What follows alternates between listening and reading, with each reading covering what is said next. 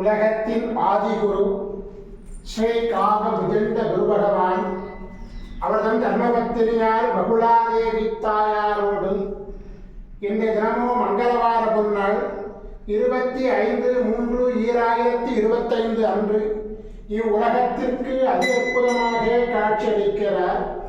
உலகாதி குருவே, உலகாதி குருபத்தினியே, உங்கள் இருவரையும் இன்று மனதார துதிக்கக்கூடிய அனைத்து குழந்தைகளுக்கும் கருணை கூர்ந்து பரிபூர்ண குருவருடைய ஆசீர்வாத நலன்களை அருள்புவீர் குருதேவா.